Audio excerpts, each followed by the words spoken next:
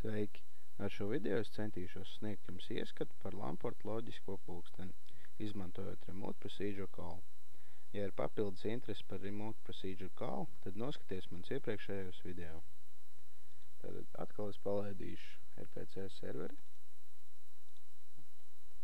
Caur šejieni. Tad serveris ir aktivizēts. Tālāk palaidīšu pašu programmu. Tātad vēlāk pašu kodus izskaidrošu, bet ideja ir tāda, ka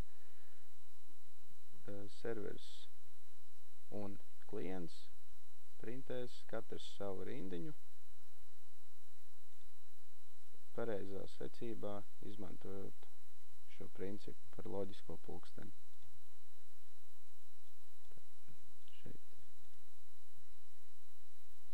Loģiskais pulkstenis ir chronoloģisks skaitītājs, ko izmanto distributīvajās sistēmās. Iemesls, kādēļ nevar izmantot laiku kā atskaites punktu, ir iespējamība, ka serveru un klientu laiks var atšķirties.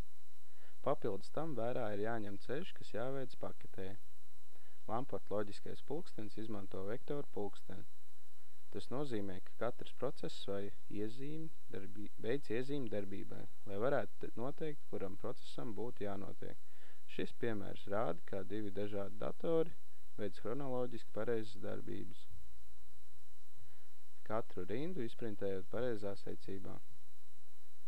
Tātad šo kodu parādot sīkāk, var redzēt, ka ir rindiņas, kas tiek definētas klientam, un faktiski šīs rindas ir definētas priekš servera.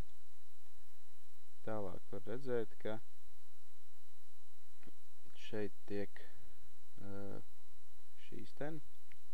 šie mainīgie tiek nodefinēti uz serveru, lai serveris tos varētu printēt kā savas rindiņas. Un šīs rindas tiks pārsūtītas caur Remote Procedure Call funkcijām. Tātad ideja ir tāda, ka gan serverim, gan klientam ir savs skaitītājs. Piemēram, šis būs klienta skaitītājs un šis būs servera skaitītājs. Un tad viņi funkcijā pārbaudīs to. Ideja ir tāda, ka printēs lielāko skaitītāju. Tātad, izprintējot pirmo rindiņu, šis skaitītājs palielināsies par 1. Pēc tam veiks atkal šo funkciju, jo šīs darbības beigās tiks palaists skaitītājs, kas nosaka to, cik daudz rindiņas kopumā būs. Tālāk, veicot atkal skaitīšanu, šis cikls pārbauda, vai funkcijai nebūtu jābeidzās pavisam, un ja vēl nē, tad atkal palaiž funkciju no jauna, un atkal pārbauda skaitītājs. Šoreiz lielāks būs servera skaitītājs, tāpēc šī reizē tiks izprintēta servera rindiņa. Un tā programma atkārtos darbību, līdz skaitītājs būs šāds.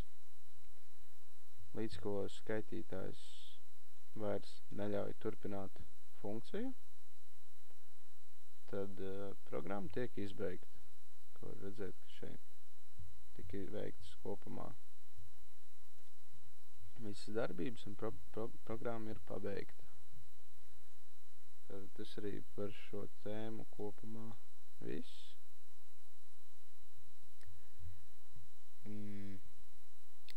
Arī šoreiz esmu papildus pievienojis adresi uz abiem failiem, lai tālāk paši varētu izmantot programmu mācībām. Paldies, ka skatījies, un ceru, ka šī informācija tev būs noderīga. Lai veicas!